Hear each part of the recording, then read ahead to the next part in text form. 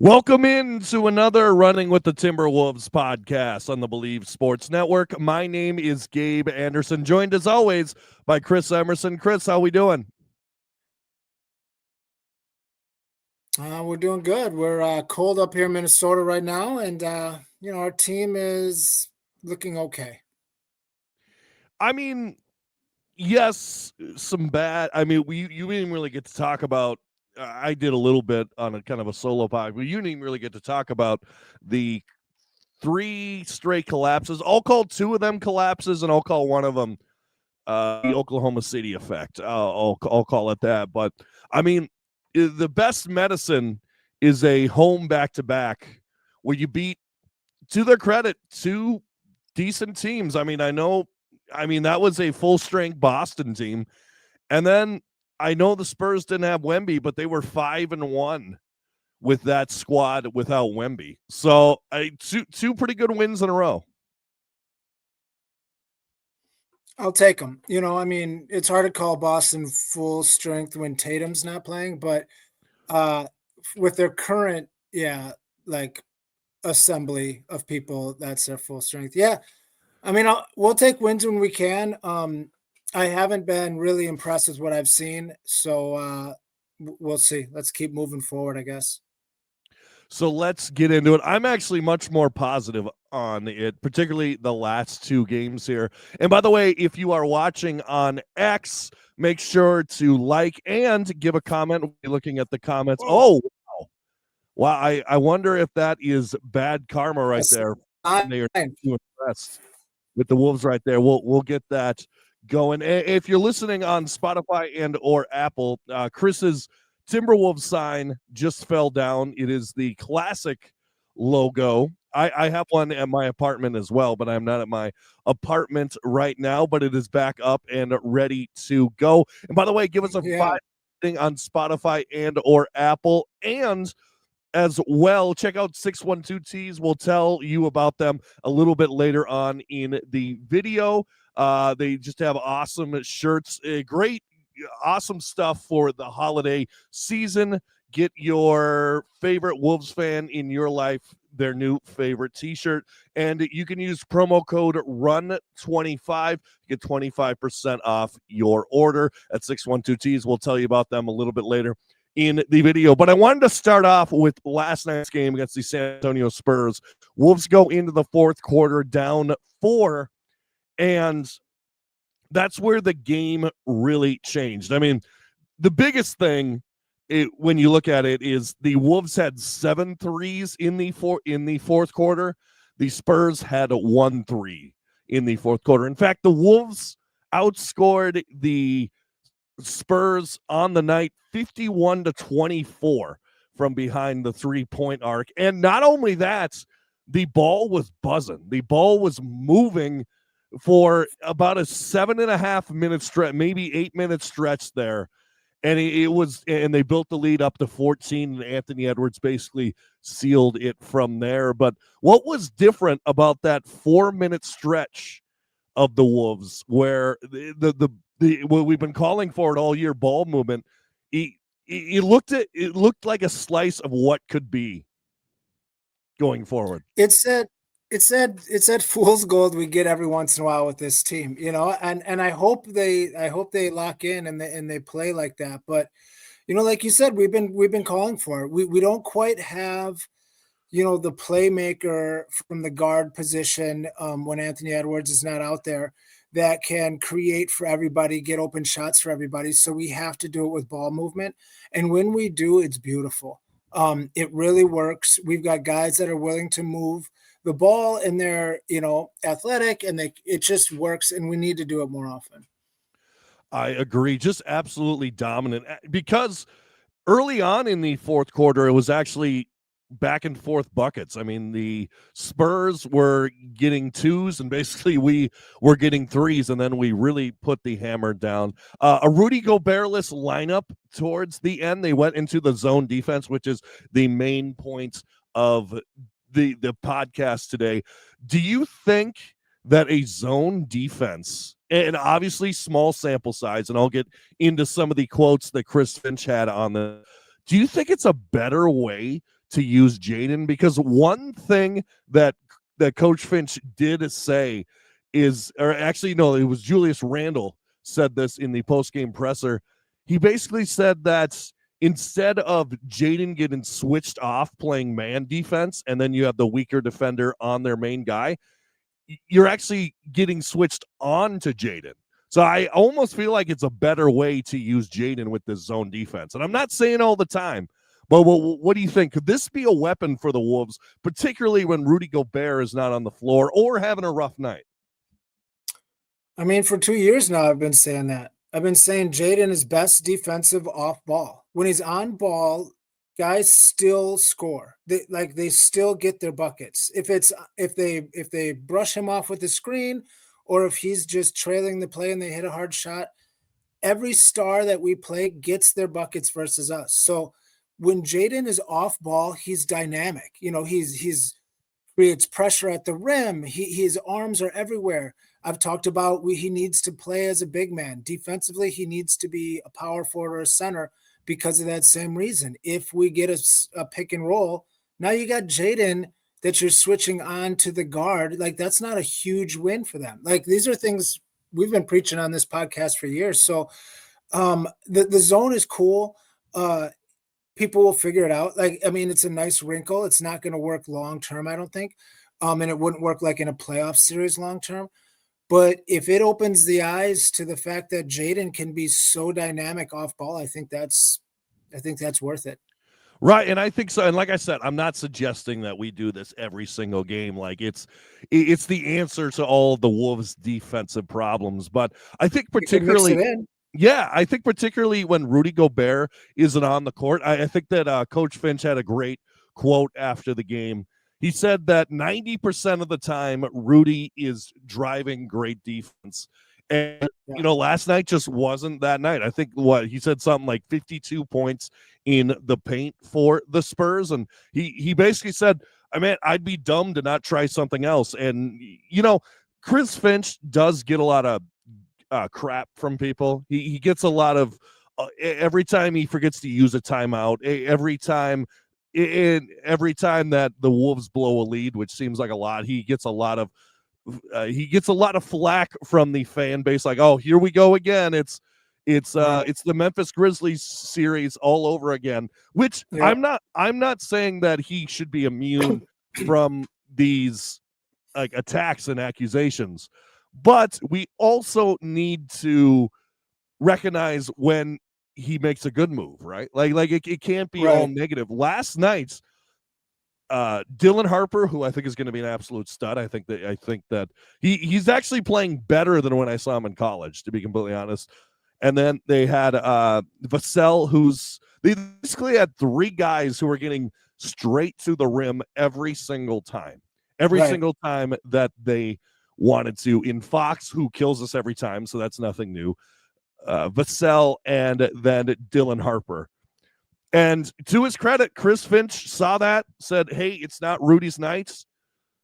He even said after the game, hey, he's a 4-time defensive player of the year. He's going to be fine. Like, Rudy is not going to lose any sleep by not playing the fourth quarter. Oh my gosh, it fell again. It fell again.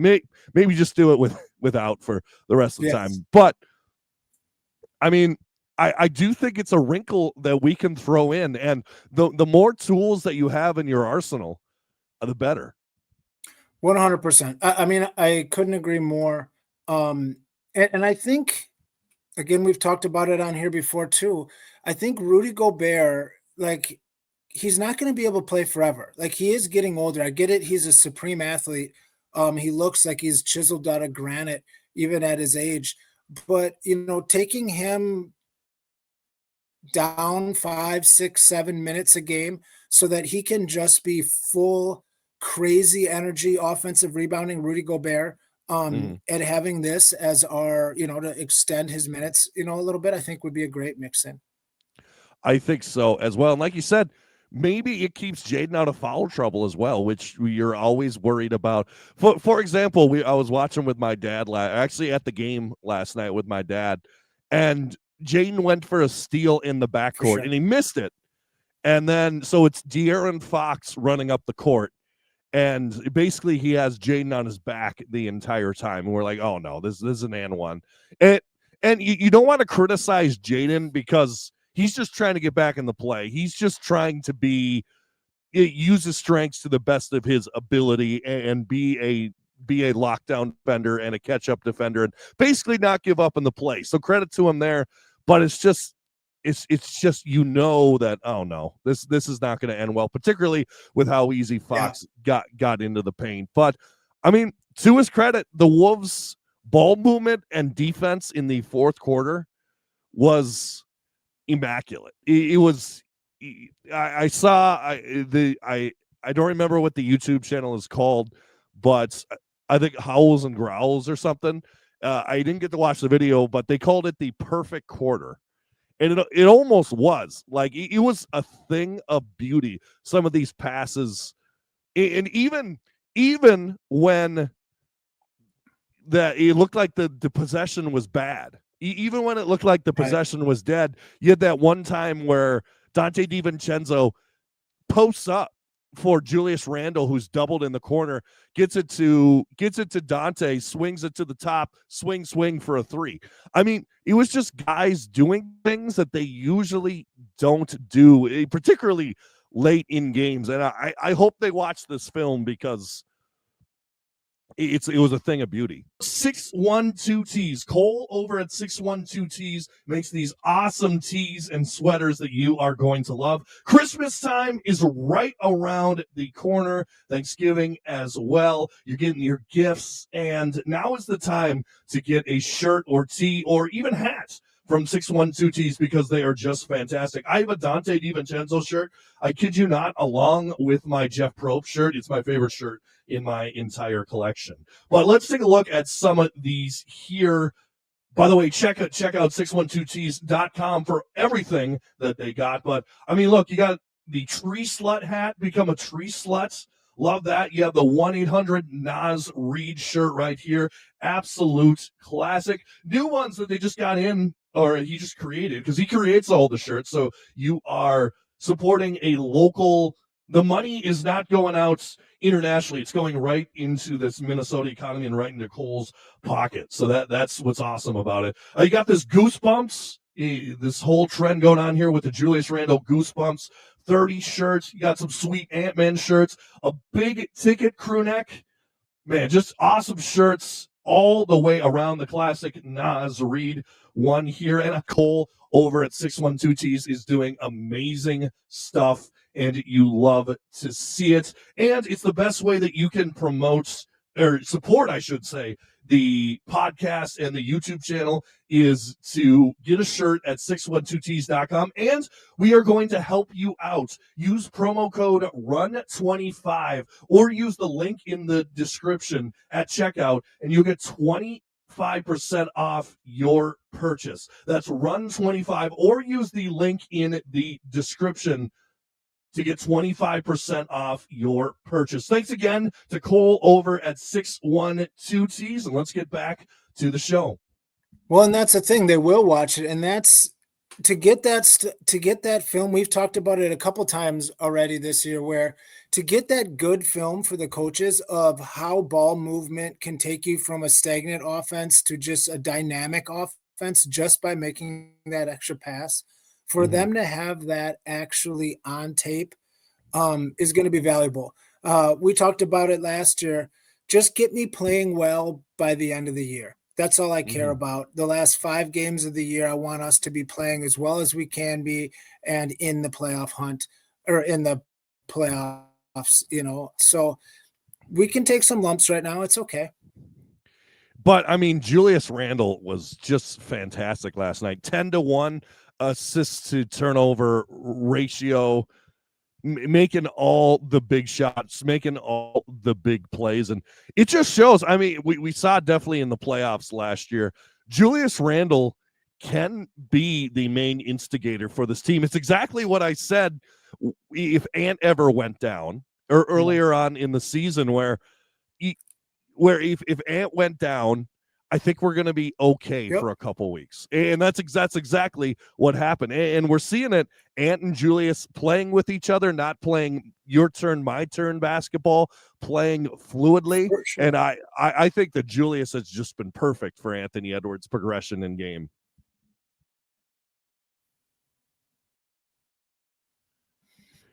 Yeah, I mean, Julius Randle did it for the Knicks. He did it, he's done it before where he's been the guy who's been the leading point scorer, the leading, stirring the whole offense, stirring the whole team. So it's great to have that as a backup when Ant's not on his game. So the question for you, and I tweeted this out right before the show. By the way, if you're watching on X, feel free to leave a comment. We'd love to have you jump in and join the conversation here. Who do you think? And by the way, don't look at my Twitter, Chris, to get the answer for this. Who do you think has the best plus minus on the Timberwolves right now? Who has the number one plus minus in total plus minus for the year? Jaden. It is not. It is not Jaden. Any other guesses? If I got one more guess, I would say probably Mike Conley. It is not Mike Conley. Who is it? It's always someone weird. Dante DiVincenzo. Okay, it fits my weirdness. Good for him, dude. He's been great. Like you called it early in the year. You saw it in him pretty early. You're like, I don't know, man. I like what I'm seeing out of Dante this year, and he's been hot.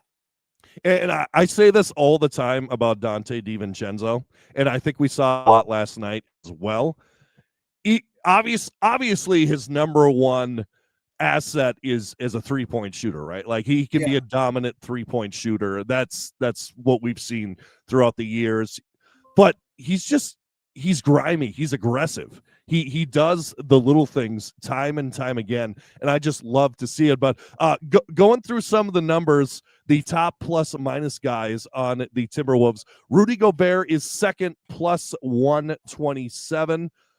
Third is Julius Randle with plus 123, and I believe there was someone else on there as well, but Anthony Edwards is a plus 47, so nowhere really near for the rest of the output. But I mean, and it's not like Dante is playing like a bench role or is the third or fourth man off the bench. Dante, his minutes are up there. I think he was top 50 in the league in total minutes. But man, he's been so impressive this year, so consistent this year, and man, people are saying trade him for a point guard, and I get where that's coming from. I'm not saying the Wolves don't need a point guard, but I don't think we trade him for a point guard right now. I think he's too valuable to this team. Well, and if we move the ball the way we have as a team, we don't need specifically a point guard like that. Like, right, as long as the ball movement's there, we don't need to make that big move. And Dante, like you used a word just a little bit ago that I think is perfect for him, is consistent. He has been, I mean, he started the year a little shaky, but then ever since like the first or second game, he's been consistent every game. And, with some of our guys being so hot and cold, having a guy that is going to give you 14, 14, 3 and 3, that's great to have. Yeah, and like you were mentioning, first game against Portland was everyone's going, oh no. Yeah. Oh no. Yeah. Everyone's going to press us the entire year. This is going to be a mess. And honestly, I think that we need a point guard in some capacity. But on the other capacity, I just think we need a point guard for like clutch time, like the last 3-5 minutes of the game, because I think we do pretty well before the clamps get put down, before the crazy Suns scenario where we're throwing the ball everywhere. I think we just need someone to calm us down in just the closing minutes of the game. That's where I think we need a point. Like, I don't think we need a point guard of the past that brings the ball up, passes it to the perimeter, goes or to the guy in the perimeter, goes, sets a screen, and you run like the swing offense or something like that. Like I think we're far away from that on this team. like I said, I just think we need a situational point guard. I don't think we even need the point guard that we need. I mean, obviously, like a Drew Holiday would be great or whatever. But if you can make the money work, I think the point guard that we need is just a situational point guard. Just for times what Mike Conley was the last 2 years. Like you throw him in, okay, things are kind of spiraling out of control, right? Things are we're losing it a little bit. It's we're turning the ball over a little bit. Just kind of a tone setter like, hey, let's calm down. Let's get back into our offense and let's get going from there. That's what I think we need. I don't think that we're that far away. I don't think we're that far away from this team looking really, really good. I just that's the point guard I want. I don't need it like a Tyus Jones, maybe something like that. Just something, or even a Trey. I'd take a Trey Jones as well. so or for sure. I don't know if they'll give him up. So what about this? What if that's going to be Dillingham? Like, what if I think what the problem is when it gets to the fourth quarter and when it gets to that sort of crunch time is just having a guy that can handle ball pressure. Anthony Edwards gets, double teamed, right across half court, and the ball pressure is tough for him. He's not a great, like he doesn't have a super fluid handle. He's more of a north-south aggressive kind of handle. And then you've got Julius Randle as our next ball handler, and that's he's a power forward. So that ball pressure is tough for those two style of players. We need somebody who just won't have any the ball pressure won't be an issue. And then we can get into our flow. The problem is we can't get into our flow because the pressure is too much. And we don't have a guy who can just handle. Like obviously Jaden's not going to be the guy, Rudy's not going to be the guy, and Mike Conley's not the guy anymore. So if it's not Dante, there has to be somebody that has a better handle that can do that. And Dillingham's, I get the draft. That's the hope. I just don't know if he's there yet. Yeah, I think he's there yet. Let me throw you a guy, and we'll talk about the point guard situation extensively going forward. Let me throw you a guy who's making $10 million this year, and shined on a national stage last year in the NBA Finals. What about a TJ McConnell? I'd love him. I don't think they'd give him up though. I think they might.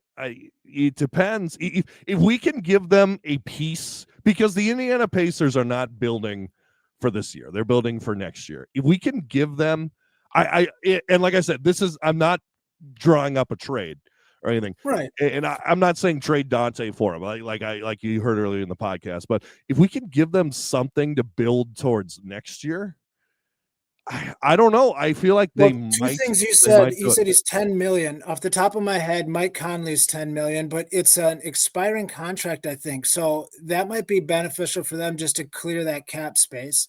Right. But then Dante or Dillingham is like 6 million and Terrence Shannon Jr. is like 3. So those two guys together might be about the same as McConnell, and now they've got some young guys to keep going forward, and we get a guy that's a vet that what you're getting out of him, which is I love him. Like I love him as a player. Everyone he's not he's not Steph Curry, but he's a bulldog. Just to make the money work, and I'm just saying, just to make the money work. Right. Well, hold on. This is where I'm going. Would it be an absolute sin? And like you said, getting off of contracts. Would it be sacrilegious to throw in Joe Ingles? Would that be too mean? He might. That might be a bad vibes thing. I don't know. So I really think that yes, no, it wouldn't be too much in reality in cutthroat basketball, but I don't think that's how our team runs. I don't think so either. Just an idea. I know, but Tim Connolly, since he's been here, he's went out of his way to give Pat Beverly extra money, do right for Mike Conley. I think we gotta ride him out. But I mean, Lenny Miller or Miller would be on the book. Oh yeah, maybe. Would Indiana? I think, like I said, I think you're right. I think they love TJ McConnell there. I think he became almost a folk hero Yes. in the NBA Finals, kind of a la Bobby Port. Although the Milwaukee Bucks obviously won the championship, but I Right. mean, what he did in the finals against OKC, bringing them, I'm not going to say by himself, but a big part of them going to Game 7 and having a shot in OKC to win the championship, kind of like the folklore of Bobby Portis for the Milwaukee Bucks a little bit. Right. I Right. I think that would be a tough sell to the fan base to say, hey, we're taking a gamble on Rob Dillingham and a Leonard Miller for this guy who almost brought you a championship. But Right. I think that would be a tough sell, but I think on 2K it might work. He'd be a guy, but but that type of player Right. would be great. Right. And yeah, I Let's like I see. said, yeah, we'll see. I think something is going to work, is going to happen, because you even have Anthony Edwards saying we don't have a true point guard after games. Like, oh man, we did Yeah. great at the end there, even though we don't have a true point guard. If that's not a message to the guys up top, then Yeah. I honestly don't know what is. Right. I But mean, that's asking for personnel moves to happen without asking. So, I mean, or Tim Conley is going to be looking, you know. right, So but he's sniffing around. here's the other thing is, we were talking about trading Mike Conley. I don't think he has any value. Just I contracts. It's just matching Yeah, contracts. just contracts, but I almost feel like maybe with the way the organization works, they might not want to do him dirty either. I Eh, wouldn't. Yeah, that agreed. that's the 100%. other thing. I like trading Ingles and Conley almost seems like a losing proposition for this team. I don't know. Right, right. I would be, those would be two players that I think would be least likely to be moved in reality. Right. Yeah. I just think they're too loved. I think they like it here. I've heard, particularly with Ingles, I've read stuff about like he has an autistic son, and he really likes like the schools here, and also Yeah. with Mike Conley and the schools there as well. What people forget is it's a basketball game, it's an entertainment business, but it also is a business, and these people are real people. So Well, and how you treat guys like that, people in the NBA hear about that, and right, NBA free agents hear about that. And when they're looking to go from one team to another, if they find out and hear that you're doing these vets dirty by trading them, and stuff like that right. mid school year, it's not cool. But if they hear that you're doing great things for these vets when they're on their last leg, last contract, whatever, Mhm. uh, you know, that helps your organization. So, Tim Connolly's a pro. He knows what he's doing, and I would love to be, a mouse in the wall or whatever the term is in his office right now. Yeah, I totally agree with you as well. By the way, did you hear the other plus minuses I was reading off when you were I uh was listening. I heard them. They were. I mean, I know that our top five lineup yeah. is one of Yeah, the top five lineups in the entire NBA. So I'd yeah, have here to let me assume it's let me show you powerful. this according to Wolves And we've played Wise. bum teams and blown out bum teams. Right, So I mean, right. the numbers get skewed. So actually our starting lineup has a net rating of plus 16.7. Yeah, which is Uh huge. yeah, and the only lineups that are better than that, basically the Magic's starting lineup, and then when they're healthy, which they don't have as many minutes together because Jalen Suggs is Never hurt all healthy. the time, and the OKC, and then Boston as well. But we're right above Kevin Durant, Josh Okogie, Sengun, Amen Thompson, and Jabari Smith Jr. So I mean, it's Which is great because last year, that was something that I was very critical on, is our starting lineup was yep, like a plus 1.5, and it right, was the most used lineup in the entire NBA, just like it right, is, I think, this year. And we weren't getting it done with our starting lineup. So that's a huge thing. I mean, again, we've had some 40-point blowouts versus teams that weren't trying, but if it can hold throughout the year, right. that's a huge plus for us. And two words, and it's not Nas Reed, it's Dante DiVincenzo.